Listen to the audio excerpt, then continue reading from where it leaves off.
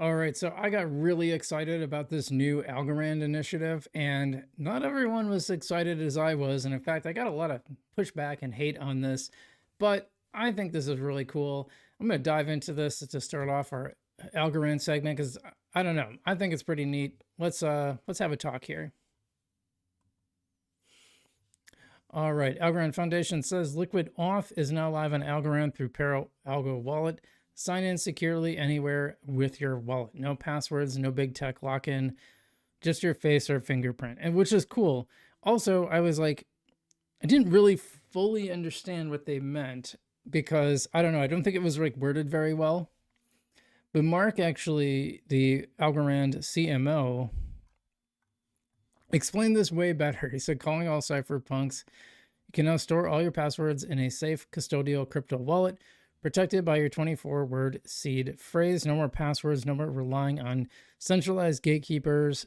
You are fully in control. As of today, I'm logging into Amazon, GitHub, Google, and LinkedIn with Wallet. So now I understand what this is for. Okay, when they explained it earlier, I was like, but like log into what? What do you mean? When you explain stuff, you got to give examples. That helps people understand. Okay, so. And this is just the start. Next up, let's replace Wallet Connect with a decentralized alternative. That's the promise of Liquid Auth. Learn more at liquidauth.com. I got some hate. I will tell you, I got some hate. In fact, let me see if I can find this because people were not happy about this. So, all right. So here's what I tweeted. I said, I don't think people understand how big Liquid Auth on Algorand is. Take a Wallet and log into any website with your wallet, no passwords needed. I think that's super cool. Future of crypto is abstracting away the tech. That's where adoption comes from. Now, Algowana, fan, and we're mutual follows, I think. Yep. To a normie, it's more friction, not less. Use existing Apple, Google account or set up a wallet. Write down 25 words. No chance of recovery if you lose your wallet. Access everywhere. Thing is bricked. Actually, I don't think that's true. You're just saving your password on there, but your password is still valid. So I don't think that's actually true. But to me, this is this is what I said, and this is what I think. Simon B in the chat, good morning, and we got Jeffrey too saying, would Jaws go back though? I think he would. Just trust me. To me, this is far less about individual action than it is about being a step on the long-term vision that the crypto is abstracted away. Now, he argued that it's not. I disagree.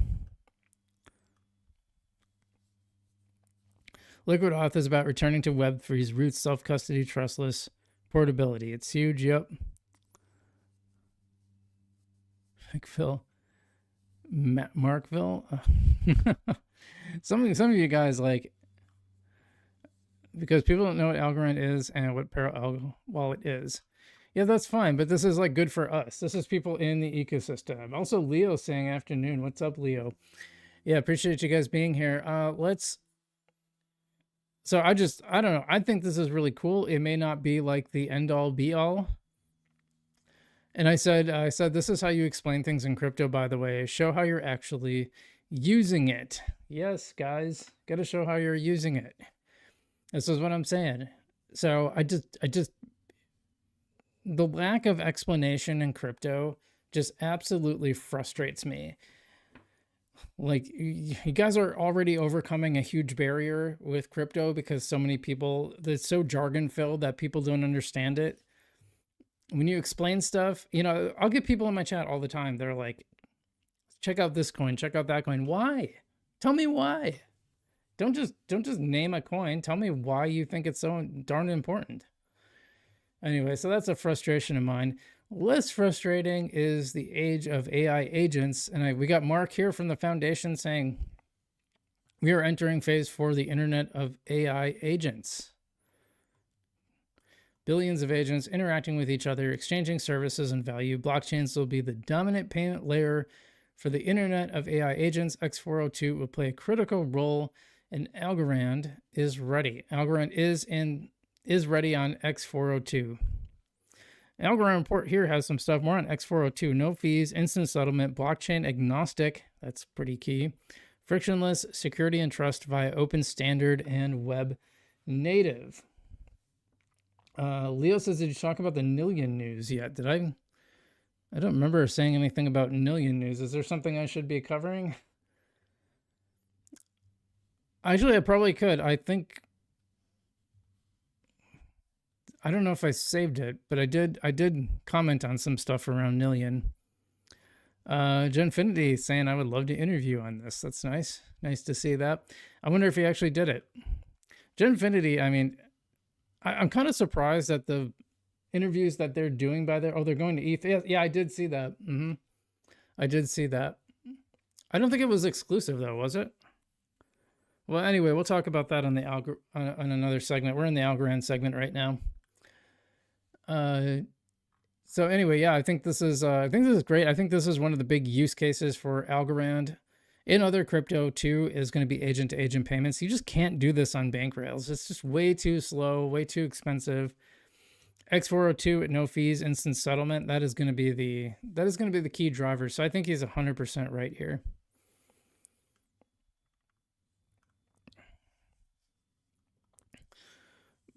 By the way, I don't know if you guys caught this, but Algorand TypeScript 1.0 is here. It is live, native, type safe, and integrated with AlgoKit. The way it is overbuild full stack and dApps in the language of the web. So I will tell you what, and I think the Easy A folks, you know, Dom and Phil, I think they brought this up during their call. They brought this up during their call where they said, these guys are all like TypeScript native. These guys that are coming in, like even when they're writing in other smart contracts, they're writing in TypeScript first and then converting it over. Like TypeScript, that's what you do. That's what a lot of these guys are fluent in. So even this might actually be more important than native Python. And I thought native Python was great because it's, you know, got a huge user base. I actually code in Python myself a little bit, although ChatGPT makes it pretty much in Claude and all those. Like they can do it way better than me, so I'm not even really doing that anymore. But yeah, I think this is, you know, so Algorand adding TypeScript, you know, they talked about this. 1.0 is here now, so very cool to see that. I thought this was kind of neat. Maybe we can, by the way, their X's video player really sucks. It's really annoying. Let's watch this because 50 participants, 24 fresh projects, energy in the room never slowed down. Let's give this a listen. I'm guessing they're gonna have music. I wish they would use DRM free music so I could actually play this stuff on stream when you react to this. It makes me always hesitant. I know you can go in after the fact and remove it, but it always happens overnight too. So I always lose some value. I mean, emboldened, empowered, absolutely. From the questions that are being asked, from the validation too of the ideas, from, you know, the market positioning and really thinking about like a comprehensive product positioning.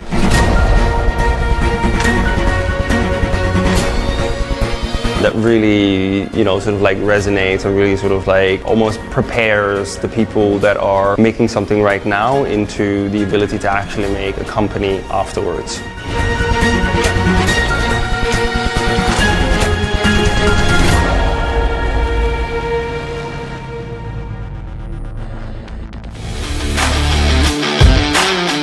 What impressed me here in Turkey, developers have business understanding. They're not only building or developing for any project, but they have a business mindset. I think that's very interesting, and you don't see in every region, you see in different regions. That's very impressive to see.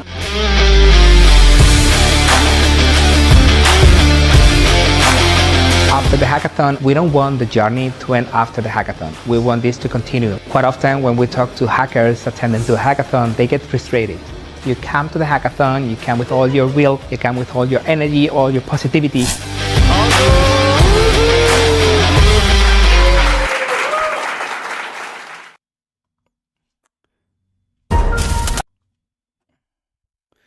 That was a really weird way to end that segment. Like he sounded like he was setting up to say, but here, otherwise, you know, great video, nice looking. I already know that's going to get me like a copyright claim on it. I already know that's going to happen. And it sucks. Like it's just so weird that like a tiny little bit of background music can like can basically like steal your whole revenue from your whole like 2-hour stream for like 1 minute of it's crazy. I mean, just like a little bit of rev share, cool. You know, take a small cut. Okay, fine, that's fair. They take the whole thing. I don't know. Did you feel like you got anything out of that? I think these are neat when I think these hackathons are great, but like maybe you should give some examples of some of the projects that are coming. Like give us some info about what's actually being built, what's exciting, what won, you know, I don't know. That's one thing I liked about what Dom and Phil did with their EZA hackathons is they actually shared like a list of like, here's the projects that won, got runner up, all that. And this is why you should care. This is why they're interesting. I don't know. It makes sense to me. Let's see what else we got.